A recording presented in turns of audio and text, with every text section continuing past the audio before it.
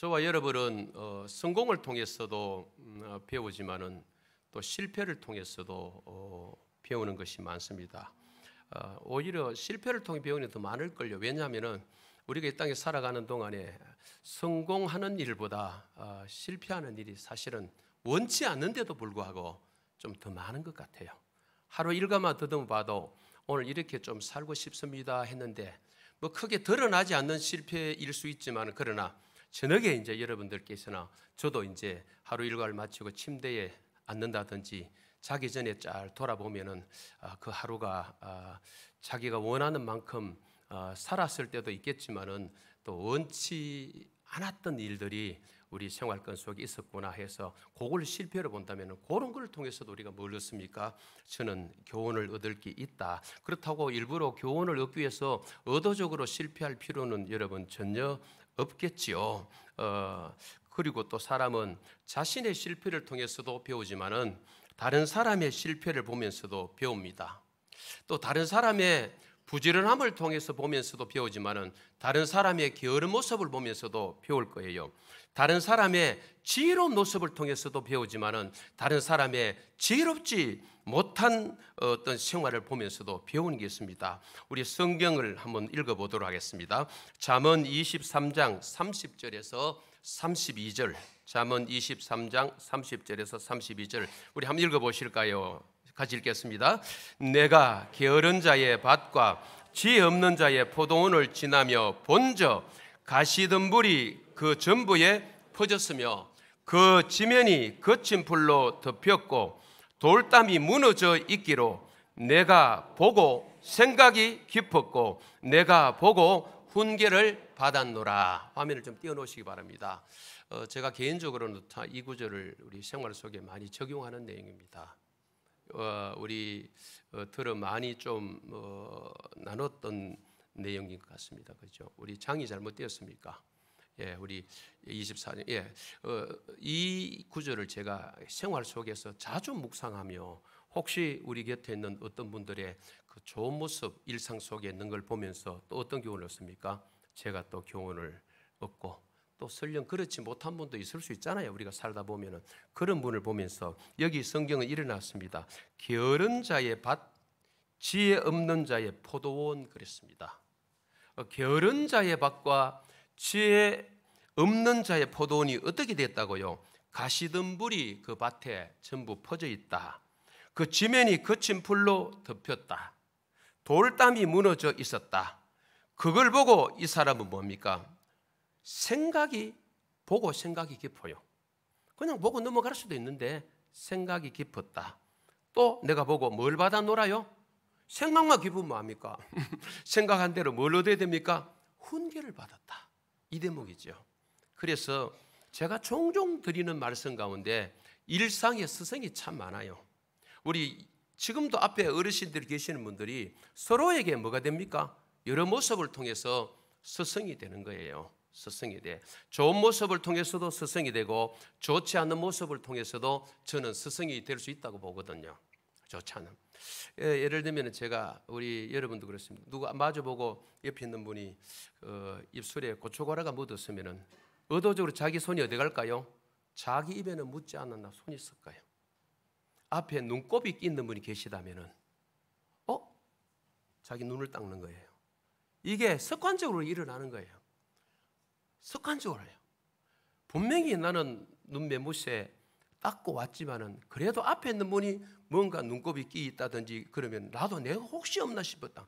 그럼 상대가 알아차려요. 내 입에 뭐 묻었구나. 저분이 내 눈에 뭐 묻었구나 닦는 거 보니까. 이게 아주 한 가지 예를 들면 그런 거예요. 가까이 있는 분의 여러 모습을 통해서 좋은 거는 좋은 대로 배우고 좋지 않은 건 좋지 않은 대로 또 교훈을 얻는 거죠. 그죠? 그러니까 뭐 예를 들면 한 가지 그런 것 뿐이겠습니까? 우리 생활권 속에서 참 저는 스승이 참 많다고 생각합니다. 예, 때로는 손자가 스승이 되기도 하고 아들, 딸이 스승이 되기도 하고 부모가 물론 스승이 되기도 하고 부부간에도 서로 뭡니까? 세워주고 교훈 주고 일으켜주고 그게 저는 역할이라고 그런 역할 하죠. 오늘 본문에 나오는 여호수아도 지난주에 나눈 대로 패전을 통해서 실패를 통해서 배웠죠. 7장에서 1차 아이성 전투에서 패전을 경험한 사실을 우리가 보았습니다. 그 패전을 거울 삼아 2차 전투에서는 승리를 거두는데 지난 주일 우리는 1절 말씀부터 9절 말씀을 통해서 하나님의 명령과 그 하나님의 명령의 지도자 여호수아가 어떻게 준행했는가를 살펴보았죠. 지도자 여호수아는 하나님의 명령을 받고 적극적으로 준행을 했습니다. 수요일 날 우리 목사님을 통해 말씀을 들었습니다만 창세기 6장에 나오는 노아의 믿음에는 말이 없다. 하나님이 방주를 명령했을 때 또 몇 가지 명령을 하셨을 때 말이 없습니다. 그래서 순종하는 자는 말 많이 하지 않습니다. 우리 교회나 어느 교회나 순종이 있는 분들은 말을 그렇게 많이 하지 않아요. 특징이더라고요. 제가 보니까요. 그냥 묵묵하게 가시는 거죠. 뭐 제가 우리 교회 누구 아니라도 다 알 거예요. 그죠? 말씀을 많이 하지 않으세요. 순종하는 분들은. 그렇죠. 말이 없고 뭐만 있습니까? 행함이 있어요. 여호수아도 보시면 알죠. 이 하나님의 명령에 1차 실패를 경험했기 때문에 배웠습니다. 이렇게 하는 게 실패구나. 그리고 하나님의 적극적인 그 명령 가르침 앞에 어떻게 합니까? 하나님 이 방법밖에 없습니까? 왜 하필 매복입니까? 이거 아니면 다른 방법 없습니까? 열거성 돌듯이 그렇게 돌면 안 됩니까? 왜 또 이거 봐 우리를 곤욕스럽게 합니까? 이거 따지지 않았어요. 그냥 뭐 합니까? 순종 준행하는 거죠. 그래서 야고보서 2장 26절에 유명한 성경 구절에 영혼 없는 몸 이야기하면서 뭡니까? 행함이 없는 믿음은 뭐한 몸이라 죽은 거예요. 그렇죠? 행함이 없는 것은 죽은 것이다. 그렇다면 오늘 오후에 저나 여러분이 이제 우리 행함을 점검해 보시면 됩니다. 그죠? 하나님 말씀을 읽고 큐티하고 또 말씀을 들었을 때 목사는 설교했을 때 나는 어떻게 삶으로 이어지고 있는지 설교한 대로 정말 이 강단에 서 있는 목사가 사는지 그 점검하면 됩니다. 여러분에게만 자꾸 요구하는 것이 아니고요. 그죠? 그 뒤에 말씀을 드리겠습니다만 지도자가 말씀을 전한 대로 어떤 삶을 실천하고 있으며 또 말씀을 들은 여러분들께서는 어떻게 적용하고 생활 속으로 연결이 되고 있는가 이 말이죠. 여러분 하나님이 내신 방법은 지난번에 봤습니다만 복병 국문성경에 매복 그랬죠. 이 말이 10번 넘게 나온다 그랬죠. 국문성경에 오늘 본문에도 종종 나왔죠. 이 두 단어는 같은 말인데 히브리어 동사 아라브라 그랬죠. 아이성 전투에서 중요한 단어가 바로 이겁니다. 8장 2절에 그 매복 작전을 하나님이 알려주시고 유인 전술로 2차 전쟁에서 승리를 가져오는 것을 우리는 본문을 통해 보는데 이때에 우리가 느끼게 될 것은 하나님의 방법은 다양하다. 하나님이 일하시는 방법은요 우리 상식을 넘어서고 깨는 일이 참 많습니다. 참 많은 것 같아요. 네. 우리 상식을 넘어서는. 그래서 오래전에 우리 전병국 목사님이 책을 썼는데 상식이 기적이 되는 교회 책 제목이 상식이 기적이 되는 그렇죠? 상식이 아니 기적이 상식이 되는 교회 그걸로 해요. 기적이 상식이 되는 교회인지 하여튼 하나님이 하신 일은 우리의 상식을 벗어나는 일이 참 많습니다.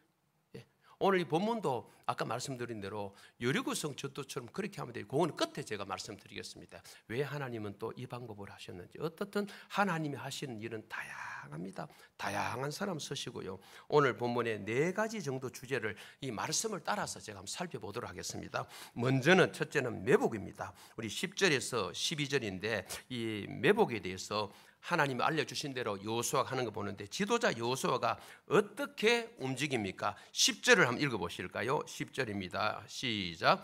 여호수아가 아침에 일찍이 일어나 백성을 점호하고 이스라엘 장로들과 더불어 백성 앞서 아이로 올라가매. 여러분 여호수아서에는요 여호수아가 아침에 일찍 일어나 이 구절이 이 내용이 여러 차례 나옵니다. 우리 3장 1절에서 우리가 이미 보았죠. 그 다음에 6장 12절에도 나오고 7장 16절에도 나왔었습니다. 그리고 오늘 본문에 8장 10절에도 나오죠. 여호수아는 중요한 사건마다 아침 일찍 일어났습니다. 이것은 하나님의 명령을 최대한 빨리 수행하고자 하는 여호수아의 의지 표명이지요. 즉 하나님의 명령 그 뜻에 대한 적극적인 순종의 표시를 지도자로서 앞서서 했던 것을 봅니다. 또 지도자로서 자기의 주어진 그 임무를 성실하게 감당했던 것을 우리는 보게 되죠. 우리 10절의 그 내용 가운데 이스라엘 장로들과 더불어 백성 앞서 아이로 올라가매 요구줄이 나옵니다. 여호수아는 이제 이스라엘 장로들과 더불어 백성의 앞서 아이로 올라가면, 여기 장로라고 나오는 국문성경의 장로는 전쟁을 주도하는 지휘관들을 말합니다. 지도자 여호수아와 장로들이 백성보다 앞서 올라갔다는 것은 군사들의 사기를 높이기 위한 적극적인 그런 자세를 보여주며 지도자로서 본을 보여주었다는 것을 의미하죠. 여러분, 따르는 사람은 지도자가 앞장서서 맡은 바 사명을 감당하기 위해 최선을 다하며 헌신을 다할 때 그 지도자를 더 신뢰하며 더 적극적으로 따르고 순종하게 되어 있습니다. 사람은 다 비슷합니다. 자기 앞장서서 지도하는 그 지도자 리더가 어떤 삶을 사는가를 따르는 자들은 보고 있는 것이죠. 보고 지도자가 오늘 본문의 여호수아처럼 모든 일에, 때로는 힘든 일에, 위험한 일에 적극적으로 앞장서서 뛰어들고 덤벼들고 험난한 그 일을 할지라도 그 무게는, 사명의 무게는 있겠지만은 그걸 지고 앞장서 나갈 때에 따르는 자들은 그 지도자의 말에 신뢰하며 자기들도 헌신의 자리에 동력하게 되는 것이죠. 여호수아의 지도적 리더십은 백성들과 함께 살고 함께 행동하는 민주적 공동체적 어떤 리더십입니다. 그런 지도력이죠. 백성들보다 앞장서서 헌신하는 리더십인데, 우리 8장 9절에 지난주에 나누었습니다마는 여호수아는 그 밤에 백성 가운데 잤더라. 예수님의 리더십이 이런 리더십입니다. 복음서에 나오는 예수님의 리더십이 입만 살아있는 리더십은 아니에요. 바리새인들과 서기관들은 예수님이 화를 선언하셨죠. 그러면서 그들의 삶에 나타나는 가장 큰 특징 하나가 말뿐이다. 다른 사람에게 희생을 요구하고 자기들은 예수님 말씀에 손 하나 까딱하지 않는다. 말로가 다 때우는 거예요. 뭐 교회도 그럴 수 있을 것 같아요. 말로도 좋은 말 하셔야 되지만, 그죠? 그러나 우리 입술의 말도 중요하지만은 삶이 따르면 더 선한 영향력을 미치고 저는 존경받는 삶이 아닐까 싶습니다. 아무래도요, 대학교를 졸업하고 학위가 대단하다 할지라도, 많이 배우셨다 할지라도 배운 거 그것 때문에 사람들이 존경하는 거 아닙니다. 초등학교밖에 졸업 못해도, 때로는 난 높고 기억자 몰라도요, 삶이 따르면요 훌륭하다 그러고 존경을 표합니다. 제 가정의 이야기지만은 어머니께 주중에 주초에 전화드리면서 어머니 훌륭합니다. 어머니 존경합니다. 야야 뭔 소리 하노? 뭐 존경? 엄마는 초등학교도 겨우 졸업하셨는데 엄마 말씀 한마디 한마디가, 다른 분을 향한 말 한마디 한마디가, 다른 분을 향한 예우하는 한마디 한마디가 저는 존경합니다. 사실 요즘에 좋은 고모 찾는 집 잘 있습니까? 자기 고모 초상도 잘 안 갈 수 있는데 저는 좋은 고모 초상에 영천 갔다 온 거지요. 그 집 자녀들 우리 집에 초상 났을 때 안 오셨지만 그래도 어머니는 가야 안 되나, 가야 되나. 그래서 제가 인간으로서 기본적인 삶의 여러 가지 말이나 그 모습이 아들로서는 어머니 많이 배우지는 못하셨지만은 어머니 어떻게 그런 마음을 쓰시냐고 존경한다 그랬죠. 아, 뭔 소리 하나? 내가 뭐 존경할 뭐 훌륭하다 소리 뭐 많이 배웠다고 배우신 만큼 삶이 되면은 존경하고 훌륭하다 할 거 아닙니까? 저는 맞는 것 같아요. 또 우리 그런 사람 좋아해요. 우리 많이 배운 사람 좋아합니까? 아니에요. 그 배운 지식대로 살아가고 방금처럼 배운 영어를 나누고 시간을 짜내서 흘러보내고 누군가 섬기려 그럴 때에 아, 이분이 가진 배움, 그 지식, 그 달란트 누군가 공유하려는 그 자세를 보면서 우리는 어떻게 합니까? 훌륭합니다.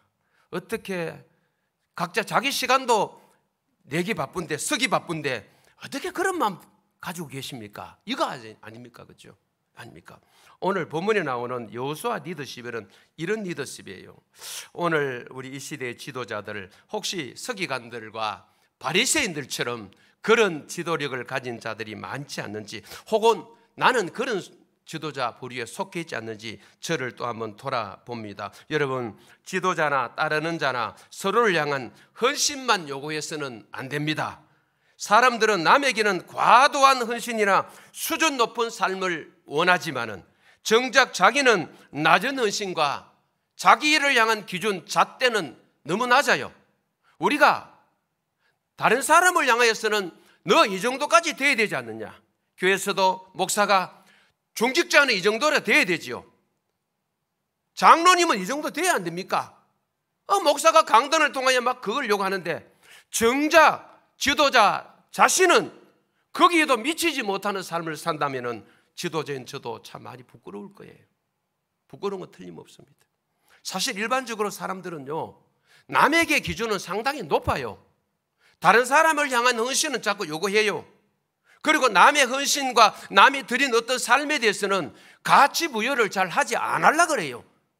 그거 부각시키지 않습니다. 대수롭지 않게 생각하지만은 그러나 우리는 자기 중심인지라 내가 드린 거, 내가 헌신하는 거, 내가 섬기는 거, 내가 봉사하는 것에 대해서는 드러내고 싶어 합니다. 부각시키고 합니다. 시키고 합니다. 내가 가장 힘든 헌신하자. 내가 가장 힘든 일 우리에게 맡아서 이루고 싶은 마음이 있는 거지요. 지도자가 일방적으로 그렇게 해서 안 되고 또 여러분들께서 누군가 지도자를 향하여서 그런 요구해서는 안 되죠. 지난주에 방영된 뭐 방송 프로그램 가운데 저는 아침 운동한다고 거의 본 건 아니지만 월요일에 운동 안 가니까 슬쩍 본 것 같아요. 그 주인공은 서울대 졸업한 목수, 서울대 출신이 목수 일을 해요. 왜? 학교 안에서는 자기가 하고 싶은 일을 못 찾았다. 학교 밖에 나오니까 이 목수 일이 현재는 자기가 하고 싶은 일이고 맞는 일이다 그랬어요. 그 청년을 보고 있던 곁에 중년 어떤 어른이 멋있다 그랬어요. 멋있다고 하면서 요즘 젊은이들이 이 청년을 본받아가 자기가 하고 싶은 일을 하며 살았으면 좋겠다 이런 말을 했어요. 그 대목을 제가 봤거든요. 그러니까 곧바로 질문이 들어갔습니다. 선생님 아들이 서울대를 졸업하고 목수 일을 한다면 어떻게 하시렵니까? 이분의 대답, 그건 안 되지요. 그건 말려야지요. 이 대목 때문에 제가 기억하고 있는 거예요. 다른 집의 아들은 서울대 졸업해가 목수 일이 하찮다는 거 아닙니다. 오해 없으시기 바랍니다. 직업은 기천이 없으니까. 자기가 하고 싶은 일을 얼마나 멋진다. 지금 본받아야 된다고 해서 젊은이들 해놓고는 질문 멋지게 들어갔죠. 선생님, 당신의 아들이 서울대 졸업하고 이 일을 한다면 어떻게 하시려고? 몇 초 안 걸려요. 바로 말려야지요. 그건 안 되지요. 여러분, 다른 집의 자녀는 그거 해도 되고 내 새끼는 안 해야 된다. 우리 목사님들 중에 죄송합니다.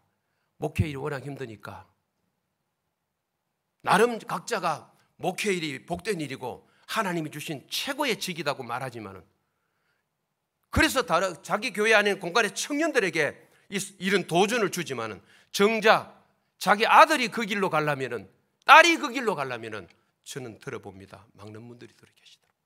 하나님의 부르심이 있지 싶은데도 내 아들만은 이 길로 가면 안 되고 내 딸만은 목회하면 안 되고 선교, 그렇게 좋은 선교라고 이야기하면서 하나님께서, 주님께서 명령하신 지상명령이라고 우리는 다 받아들이잖아요. 최고의 명령이라고 말하면서 너도 나도 선교, 지도자도 선교, 성광교회가 선교하는 교회, 복음전도 양육훈련 외치되는데, 제가 만약에 정작 저 아들이 선교지로 가려고 그럴 때, 며느리가 선교지로 가려고 그럴 때, 손자가 선교지로 가려고 그럴 때 너거는 안 된다. 장로님 아들이 가야 되지, 권사님 아들이 가야 되지, 집사님 딸이 가야 되지. 그러면 여러분이 어떻게 반응하시겠습니까? 아니, 다른 사람이 하는 건 다 좋다, 가야 된다, 선교 가야 되지. 한 집에 3남매 중에 한 명 드렸네요, 멋있습니다 하는데, 권사님은요 3남매 중에 하나 드리랍니까? 안 돼요. 부르심이 없어요. 부르심이 없대. 부르심이 없어서 안 된대. 우리 하나 안 됩니다. 그럼 다른 집에 하나 되고. 이게 우리 사람이에요. 여러분 굉장히 이기적이죠. 사람은요, 제가 보니까 너무 자기 중심들이야. 다 진짜 다 자기, 뭐 말씀 중심 하는데, 죄송합니다, 오해. 말씀 중심, 자기 중심, 아내 중심. 아내에게 물어봐야 됩니다. 젊은이들은 우리 저녁 한 그릇 할까 하면은 집사람에게 물어보고, 집사람이 선지자다 이 시대에. 웃어도 됩니다. 선지자, 여선지자라 그러면 여선지자. 목사님들도 죄송합니다. 다 그런 건 아니지만은 마누라에게 물어본다 소리가, 사모, 여러분 죄송합니다. 이 사모라 말씀은 안 돼요. 목사님들이, 젊은 분들이 대부분 자기 와이프를 사모라 그래 자꾸. 아무리 제가 고쳐주려고 해도 안 되더라고요. 우리 사모가요, 사모가요. 사모는 예우하는 거잖아요, 호칭이요. 그 자기 아내 보고 사모라, 그건 아닙니다. 저는 아닌 건 아니라 그러죠, 그죠? 그거 아는 사람 욕 들어먹습니다. 아내란 말이 참 좋을 것 같아요. 뭐 와이프로 가든지 아내가 좋을 것 같아요. 아내 물어봐야 되는데, 하나님께 물어봐야 되는데, 그럼 결국 신앙생활은 누구 중심일까? 아내 중심의 신앙생활. 교회 중심도 말씀 중심도 하나님 중심도 아니고 아내 중심의 신앙생활. 그러려면 이제 어떻게 될까? 아내를, 하나님의 중심인 아내를 얻어야 된다. 결혼하시면 비전이 있는 것 같아요. 근데 잘 되나? 이쁜 사람 얻으려 하지. 남자들 뭐 속 내가 모를까 봐 다 똑같아요. 예. 사람은 참, 이게 타락한 본성을 가진 인간은요, 니도 나도 도토리 키재기인데 다 너무 우리 중심인 것 같아요. 예, 맞죠? 인정하시죠? 그죠? 인 것처럼 계셔도요 다 그런 마음이 다 있어요. 이런 부분들, 뭐 남의 자식은 그 부르심에 응해야 되고 내 새끼는 어려운 그 길 가면은 안 돼. 그러면서 또 우리 죄송하지만은 선교사 또 욕 많이 하시잖아요, 그죠?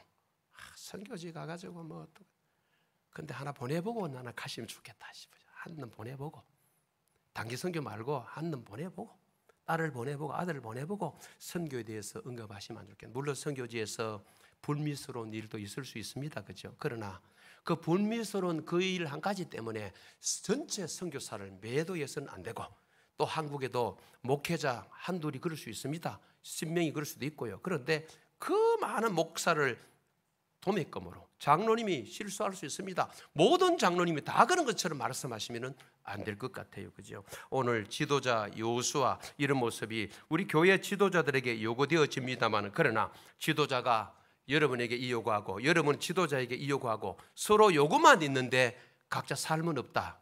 그 공동체가 얼마나 힘들겠어요, 그죠?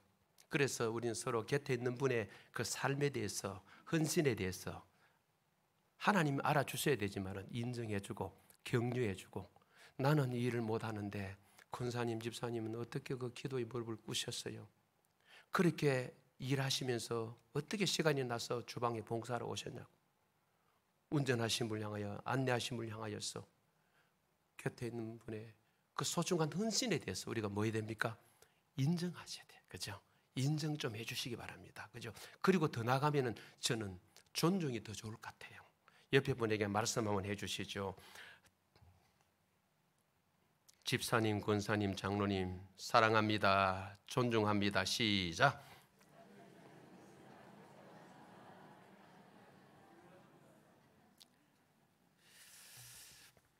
예, 우리가 타락한 본성을 가진 인간이지만은 아까 우리 김영민 집사님 이야기하시는데 이 땅의 삶 가운데 성화가 있어서 점점 더 예수님을 닮아갔으면 좋겠어요. 우리가 너무 육적이라서 나로 똘똘 뭉친 인간이라면은 신앙생활 한 그 연조만큼이나 한 해가 흘러가면은 예수 모습도 좀 더 나타나고 예수 향기 더 나타나고 그랬으면 좋겠어요.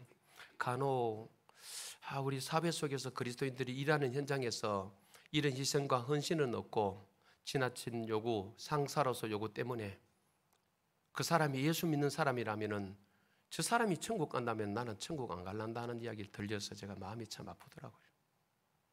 저 인간 천국 간다면 나는 절대 천국 가지 않는다.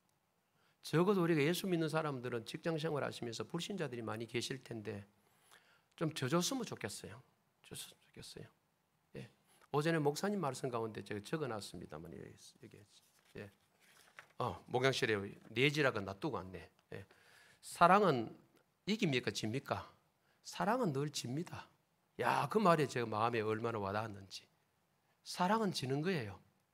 엄마 아빠 아이들과 싸우고 캐도 끝에 가면은 결국 누가 져줍니까? 아이가 져주는 게 아니죠. 엄마가 아빠가 져주는 거예요. 교회 다투고 소리 나면은 누가 져야 됩니까? 성숙한 사람이 지는 겁니다. 굳이 그게 이기는 겁니다. 그렇죠? 이게 바로 우리는 앞선 지도자의 아량이자 넓은 마음이고 성화된 어떤 삶의 하나의 모습이 아닌가 한번 말해봅니다. 우리 11절 한번 읽어보실까요? 11절 읽겠습니다. 시작. 그와 함께한 군사가 다 올라가서 그 성읍 앞에 가까이 이르러 아이 북쪽에 진친이 그와 아이 사이에는 한 골짜기가 있더라. 그렇죠. 이 성 지형에 대해서 우리 설명하면서 왜 매복 작전이 좋은가를 언급하는데 좀 넘어갔어요. 우리 12절 한번 읽어보실까요? 매복이라는 단어는 12절 시작. 그가 약 5천 명을 택하여 성읍 서쪽 베델과 아이 사이에 매복시키니. 그렇죠. 우리 3절에 3만 명에다가 5천 명을 더해가지고 왜 17절에 나오는 베델을 좀 의식했던 것 같아요. 숫자를 늘립니다. 자, 이렇게 매복하고 두 번째는 유인이란 주제입니다. 13절에서 17절인데 13절을 제가 읽겠습니다. 여러분 눈으로 화면을 보시면 되겠습니다. 이와 같이 성읍 북쪽에는 온 군대가 있고 성읍 서쪽에는 복병이 있었더라. 여호수아가 그 밤에 골짜기 가운데로 뭐하니 들어가니. 역시 뭡니까?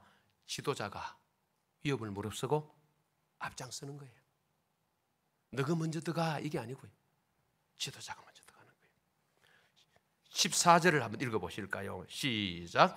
아이 왕이 이를 보고 그 성읍 백성과 함께 일찍이 일어나 급히 나가 아라바 앞에 이르러 정한 때에 이스라엘과 싸우려 하나 성읍 뒤에 복병이 있는 줄을 알지 못하였더라. 13절에 여호수아만 보고 아이 왕은 덮어놓고 달려드는데 실제는 뭡니까? 복병이 있는 거죠. 그 이야기를 14절에 하고 있고 15절에 화면을 띄우시면 거짓이라는 단어와 도망한다는 단어를 참조하시면 되겠습니다. 거짓으로 패한 척하여 도망하는데 16절 화면을 띄워주시기 바랍니다. 유인함을 받아 그랬죠. 여호수아를 추격하며 유인함을 받아 자기 성읍을 비워놓고 떠나가는 거예요. 그리고 17절 한번 읽어보실까요? 시작. 아이와 베델에 이스라엘을 따라가지 아니한 자가 하나도 없으며 성문을 열어놓고 이스라엘을 추격하였더라. 이들이 완전 속은 거죠. 유인작전에는 세 번째 협공입니다. 협공. 우리 18절에서 23절인데 우리 18절 한번 읽어보실까요? 시작. 여호와께서 여호수아에게 이르시되 내 손에 잡은 단창을 들어 아이를 가리키라. 내가 이 성읍을 내 손에 넘겨주리라. 여호와가 그의 손에 잡은 단창을 들어 그 성읍을 가리키니. 여러분 여호수아가 단창을 든 것은 하나님께서 이스라엘 군대와 함께 하신다는 상징적 표시입니다. 이게 단창을 들어 아이를 가리켰다는 것은 아이 성을 하나님께서 넘겨주신다는 그 신호입니다. 여호수아나 단창이 승리를 준 것이 아니고 하나님이 승리를 주신 줄 믿습니다. 그래서 여러분 우리 삶 속에 어떤 자리라도 주된 자리, 앞선 자리에 여호와 자리에 다른 것 차지하면 안 됩니다. 물건도 그렇습니다. 사람도 그 자리 차지하면 안 됩니다. 오직 하나님이 주인공이 되셔서 그 자리에 계셔야 될 줄 믿습니다. 성광교회가 아무리 부흥하고 성장한다 할지라도 사람이 띄워지는 교회가 아닙니다. 하나님께서 여전히 이 시대 가운데 주의 몸된 교회 성광교회를 쓰시고 또 숫자적인 부흥도 주시고 또 하나님께서 은혜로운 공동체로 만들어 가시는구나. 하나님이 하신 일로 믿으시면 아멘 하시기 바랍니다. 20절에 아이 입장에는 진퇴양난입니다. 이 길도 저 길로도 도망갈 수 없게 되었다. 20절을 보시면요. 그리고 21절에 화면을 띄워주시면 그들이 이스라엘 중간에 던지라 샌드위치라 그랬죠. 중간에 딱 낑기게 되는 거죠. 그때에 23절에 아이 왕을 사로잡아 여호수아 앞으로 뭐했더라? 끌어왔더라. 마지막 하나 우리 진멸입니다. 진멸 24절에서 29절에 우리 진멸이라는 단어를 좀 살펴보면 24절을 화면을 띄워주시면은 모든 아이 주민을 뒤에 끝에 보면 중간에 진멸하기를 마치고 25절에 남녀가 모두 12,000명이 죽었습니다. 26절에 진멸하여 바치기까지 여호수아가 단창을 잡아 든 손을 뭐하지 않았습니까? 거두지 않았다. 하나님이 도우심으로 이긴 전쟁이라는 사실을 알려주는 거죠. 출애굽기 17장에 이스라엘 누구와 전쟁을 합니까? 정중훈 집사님. 이스라엘 출애굽기 17장에 이스라엘 누구와 전쟁합니까? 모세 손 기억하시면 누구입니까? 적군이 아말렉이죠. 아말렉과 전쟁할 때 모세의 든 손이 내려오면은 아말렉이 이기고 안 내려오면 누가 이깁니까? 그렇죠. 또 그 장면입니다. 이스라엘이 이겼죠. 양쪽 손에 누가 잡고 있습니까? 여호수아 손을 누가 잡고 있습니까? 모세의 손을 누가 잡고 있습니까? 아론과 훌이 잡고 있죠. 딱 그 장면을 연상케 하는 장면이 바로 오늘 26절 같아요. 그런 장면이죠, 그죠? 예, 여기 저자가 이 여호수아는 모세와 같은 지도자라는 사실을 표출하려고 서로 이렇게 평선을 쭉 긋고 있는 것을 보게 되죠. 그리고 27절에 보시면은 여호와께서 여호수아에게 명령하신 대로라는 말이 나오고 28절에 영원한 무더기라는 단어를 좀 참조하시면 될 것 같습니다. 여러분, 아간의 돌무더기를 상기시키는 아간의 돌무더기도 하나의 상징이 되었지만은 오늘 본문에 나오는 아이의 이 28절의 돌무더기도 하나의 상징이 되었다는 것이죠. 그리고 우리 신명기 21장 23절을 따라서 29절에 시체를 처리하는 내용이 오늘 본문 끝에 나옵니다. 말씀을 정리하겠습니다. 여러분 고개를 들어보시기 바랍니다. 첫 번째 여리고성과 또 두 번째 이 아이성 전쟁은 전쟁 방법이 서로 달랐죠. 여리고성 전쟁은 여러분 아신 대로 성을 그냥 돌았습니다. 전쟁이라기보다는 하나님 시킨 대로 6일간 하루에 한 바퀴 성 돌고 7일째는 7바퀴 돌았잖아요. 그런데 아이성 전투는 왜 하나님이 그 방법을 하지 않으셨을까? 이 부분에 대해서 우리 구약학 교수인 우리 김윤희 교수님은 죄 때문이라 이런 표현을 쓰시더라고요. 그러면서 한 말이 죄는 하나님의 계획을 변경시킨다. 제가 그 강의를 들으면서 마음에 좀 와닿았습니다. 오늘 이 시대도 마찬가지 같아요. 본래 하나님의 뜻을 죄는 변경시키는 것 같아요. 그래서 마음이 뜨끔하더라고요. 원래 하나님은 우리를 이 길로 인도하시려는데 당사자인 우리가 범죄함으로 말미암아 하나님의 어떤 계획이 틀어질 수도 있겠구나. 있다. 그렇죠? 그거 아니면은 우리 인간에게 자유의지 안 줬었겠죠. 하나님 우리를 기계처럼 쓰면 죄 지을 때 막아보고 죄 지을 때 그런 인간으로 우리를 만들지 않으셨다는 거죠. 죄가 있으면은 그에 대한 대가가 따르겠죠. 항상 죄를 우리는 경계했으면 좋겠다. 두 번째 나눌 것은 승리의 비결은 하나님이십니다. 승리의 조건은 순종입니다. 순종도 저는 은혜라고 봅니다. 하나님이 내신 방법을 따라 여호수아가 매복, 유인, 협공, 진멸했지요. 1차 패전을 통해서 배운 지식을 따라서 2차는 승리를 거두게 되는 것이죠. 그렇습니다. 수도에 제가 말씀드린 대로 우리의 이 땅의 삶 가운데서 좋은 일로 통해서도 배우는 게 있지만 우리가 실패나 때로는 어떤 죄지면 안 되지만은 범죄로 인한 결과를 통해서도 우리는 정신을 차리고 바로 선다는 것이죠. 그런 일이 있잖아요, 그죠? 가끔 화가 나쁜 것만 아닌 것 같아요. 저는 그렇게 생각해 봅니다. 화를 일부러 자초하고 부를 필요는 없지만은 우리가 너무 어긋나게 갈 때는 하나님이 너무 내버려 두지 마시고 하나님 이쯤에서 신방 오십시오. 여러분에게도 신방 가셔서 더 먼 길 가서 돌아오지 않도록 중간에서 딱 막아 쓰시는 하나님, 그렇죠? 막아 쓰시는 하나님, 이런 하나님을 체험하면은 그때 뭡니까? 우리 그때 패배, 실패했던 그 경험이 오히려 앞으로 우리 삶에 있어서 승리로 나가는 지름길이 될 수도 있다는 것이죠. 그것이 바로 오늘 오전에 나눴던 로마서 8장 28절, 하나님의 뜻대로 부르심을 받은 자들에게는 모든 것이 합력하여 뭘 이룬다? 선을 이룬다. 이런 축복이 저와 여러분에게 있기를 간절히 소망합니다.